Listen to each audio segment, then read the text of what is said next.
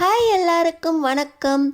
நம்ம அழகே அழகு சீரியலில் நம்ம அழகுமதியை சுரேஷுக்கு கல்யாணம் பண்ணும்போது அழகுமதி குடும்பத்தை எந்த அளவுக்கு வாட்டி வதச்சி பணியை வச்சு பண்ணாங்களோ அந்த கொடுமை எல்லாத்தையும் திருப்பி கொடுக்கறதுக்காக நம்ம அழகுமதி நம்ம சுரேஷோட குடும்பத்துக்குள்ளே நுழைஞ்சிட்டாங்க.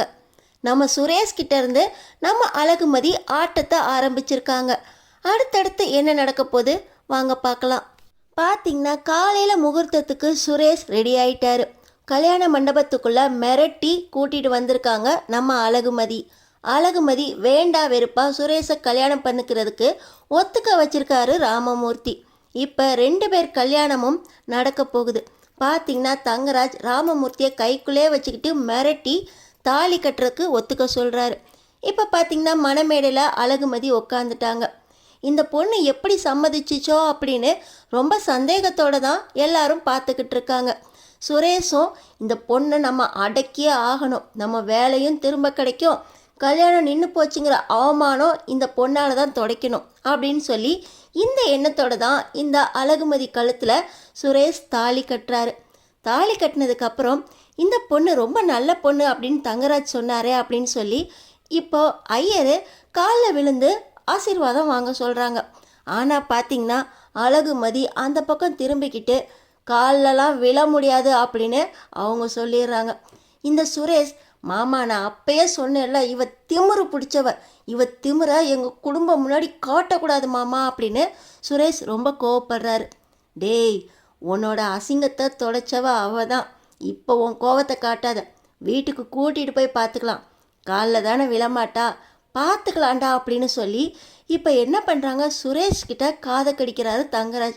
இப்போ அழகுமதி காலை தட்டி விட அழகுமதி சுரேஷோட காலை ஓங்கி ஒரு மிதிக்க 2 பேருமே அவங்கவுங்க காலில் விழுந்து வணங்க வைக்கிறதுக்காக அவங்கவுங்க காலை மிதிச்சிருக்காங்க. ஆனால் 2 பேருமே விழலை, சரிக்கு சரியாக நிற்கிறாங்க. கடைசியில் காலில் விழுந்த ஆசீர்வாதம் அப்படிங்கிற எண்ணமே 2 பேருக்கும் வரல. ஆனால் பார்த்தீங்கன்னா சுரேஷோட அப்பா அம்மா ராகவனுக்கும் ராஜலட்சுமிக்கும் கோபம் வந்துடுது.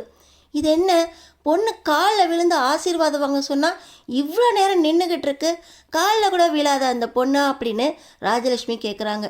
ஏய் நீ சும்மா இருடி, இந்த பொண்ணு மணமேடைக்கு வந்து தாலியை வாங்கினதே பெருசு, நம்மளோட அவமானத்தெல்லாம் போக்கியிருக்கு, இந்த பொண்ணை பற்றி தப்பாக சொல்லாத அப்படின்னு ராகவன் சொல்லிடுறாரு. அது மட்டுமா, தன்னோட மாப்பிள்ளை கூட்டிகிட்டு வந்த பொண்ணாச்சே, தப்பாக பேசாத அப்படின்னு ராஜலட்சுமி கிட்ட சொல்லிடுறாரு. பார்த்திங்கன்னா பையனோட அப்பா அம்மா காலில் மட்டும் விழுறான், பொண்ணு பார்த்திங்கன்னா அவங்க அப்பா அம்மா காலில் மட்டும் விழுது. இந்த கல்யாணம் இப்படியே நடக்குது. ரிசப்ஷனுக்கு கூட 2 பேருமே சேர்ந்து நிற்கலை. நான் வீட்டுக்கு போகணும், ரொம்ப தலை வலிக்குது, போகலாமா அப்படின்னு இப்போ அழகுமதி கேட்க சுரேஷும் போகிறதுனா போடி அப்படின்னு சொல்ல 2 பேரும் தனித்தனியாக உட்காந்து காரில் இப்போ நம்ம சுரேஷோட வீட்டுக்கு வராங்க.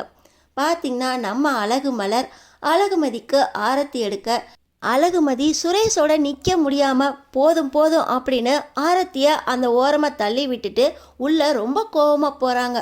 அரிசி படியை கூட தட்டி விடுறதுக்கு பிடிக்காம உள்ளே போய் ஒரு பக்கமாக உட்கார, நீ இந்த வீட்டுக்கு இப்போ தானம்மா வந்திருக்க, ரொம்ப டென்ஷனாக இருப்ப, உங்களுக்கு என் குடும்பத்தை பற்றி தெரியாதுல்லம்மா அப்படின்னு இந்த ராஜலக்ஷ்மி ஆரம்பிக்க அழகுமலர், அத்தையா பேசுறது என்கிட்ட எப்படி நடந்துக்கிட்டாங்க, இந்த பொண்ணுக்கிட்ட எப்படி நடந்துக்கிறாங்க, உனக்கு நாளைக்கு இருக்கும்மா, உன்னை நான் பார்த்துக்குவேன், ஆனால் இந்த பொம்பளை முன்னாடி சரி நடக்கட்டும் அப்படின்னு நடக்கிறத பார்த்துக்கிட்டு இருக்காங்க. என் வீடு அவமானப்பட்டுருமோன்னு கவலைப்பட்டுட்டு இருந்தேம்மா, உன் குடும்பத்தோடு வந்து எங்கள் வீடு எந்த அவமானமும் படாமல் என் மாப்பிள்ளையோட பேச்சை கேட்டு என் மாப்பிள்ளைக்காக வந்த பொண்ணு நீ. சுரேஷ் உன்னை நல்லா பார்த்துக்குவாம்மா, சுரேஷ் ரொம்ப நல்ல பையன், நீ நினைக்கிற மாதிரிலாம் நடந்துக்க மாட்டாம்மா, இந்த குடும்பத்தில் ஒருத்தியா என் பிள்ளைய புரிஞ்சு நடந்துக்கிட்டீன்னா உன்னை நாங்கள் தங்கமாக பார்த்துக்குவோம், என் மாப்பிள்ளை கூட்டிகிட்டு வந்த பொண்ணு இல்லை அப்படின்னு சொல்லி இந்த அழகுமதி கிட்ட ராஜலட்சுமி தாங்குன்னு தாங்குறாங்க. ஆனால் அழகுமதி பயங்கர கோபத்தில் இருக்காங்க.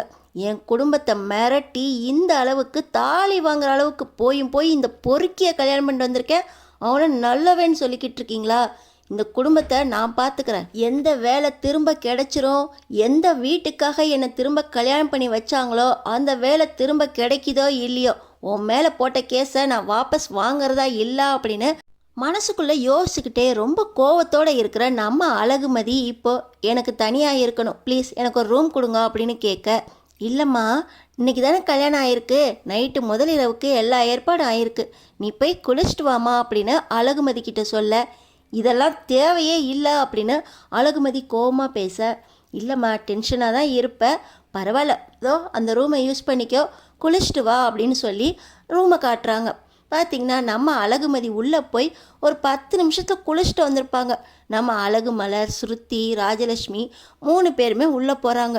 நிறைய பூவு நல்ல புடவையெல்லாம் எடுத்துக்கிட்டு தலையில் பூவை வச்சு விட்டு நம்ம அழகுமலரை பேச சொல்லிட்டு இந்த ராஜலட்சுமியும் ஸ்ருதியும் நீ வா அவள் பார்த்துக்குவா அப்படின்னு சொல்லி அழகுமலரை விட்டுட்டு போகிறாங்க. நம்ம அழகுமலர் அழகுமதி கிட்ட நீ ரொம்ப அழகாக இருக்க, உன்னை எனக்கு ஞாபகம் இருக்குது, உனக்கு என்ன ஞாபகம் இருக்கா அப்படின்னு கேட்க, இந்த நேரத்தில் இதெல்லாம் தேவையா அப்படின்னு கேட்குறாங்க. ஆனால் அழகுமலர், கோயிலில் நான் பார்த்தேன், நீ ரொம்ப நல்ல பொண்ணுமா, நீ ஏன் சுரேஷ்கிட்ட வந்து மாட்டிக்கிட்ட அப்படின்னு கேட்க, எல்லாம் நடக்கிறது நடக்கும் அப்படின்னு அழகுமதி ஒரு பதிலும் சொல்லாமல் அவங்க பாட்டு உட்காந்துருக்காங்க. இன்னும் கொஞ்சம் நேரத்தில் சுரேஷ் வந்துடுவான் அப்படின்னு சொல்லிட்டு ஒன்றுமே பேச முடியாமல் நம்ம அழகுமலர் வெளியே வந்துடுறாங்க. இப்போ சுரேஷ் பட்டு வேட்டி சட்டையோட செம்ம கோவத்தோட இவளை நான் வச்சுக்கிறேன் அப்படின்னு உள்ளே போகிறாரு. எல்லாத்துக்கும் சொல்லி கொடுத்து தான் இந்த தங்கராஜ் உள்ளே அமுச்சு வச்சுருக்காரு. பக்குவமாக பேசி முதல்ல கேஸை வாபஸ் வாங்குற வழியை பாரு அப்படின்னு இந்த சுரேஷை உள்ளே அமுச்சு வச்சுருக்காரு. இவளை என்ன பண்ணணும்னு எனக்கு தெரியுமா, இன்றைக்கி நான் பண்ணுற பேச்சில் அவள் நாளைக்கே கேஸை வாபஸ் வாங்குவா அப்படின்னு சொல்லி சுரேஷ் உள்ளே போகிறாரு. உள்ள பயங்கர கோவத்தோட கட்டிலில் கால் மேல் கால் போட்டு அழகுமதி உட்காந்துருக்காங்க. நீங்கள் நினச்சது நடந்துருச்சுன்னு நினச்சிக்கிட்டு இந்த வீராப்போட உள்ளே நுழைஞ்சிருக்கீங்களா அப்படின்னு நம்ம அழகுமதி கேட்க, என்னடி நடந்துருச்சு, அதான் என் வேலை போயிடுச்சு, நடக்க இருந்த கல்யாணம் நின்று போச்சு, இதெல்லாம் ஒரு கல்யாணமா, நீ என் பொண்டாட்டியா, இதெல்லாம் ஒரு கல்யாணம்னு பேசிக்கிட்டு இருக்கா அப்படின்னு சுரேஷ் பதில் சொல்கிறாரு.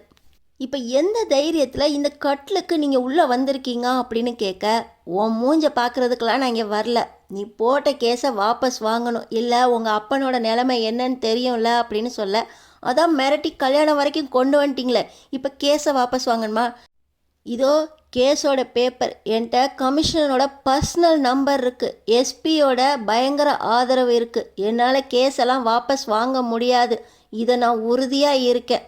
எங்கள் அப்பா வேணால் உங்களுக்கு பயப்படலாம், நான் பயப்பட முடியாது. எங்கள் அப்பா சொன்ன ஒரே காரணத்துக்காக தான் நான் உங்களை கல்யாணம் பண்ணிக்கிறதுக்கு ஒத்துக்கிட்டேன். ஆனால் நீங்கள் சொல்கிற எல்லாத்தையும் நான் கேட்பேங்கிற அர்த்தமே கிடையாது.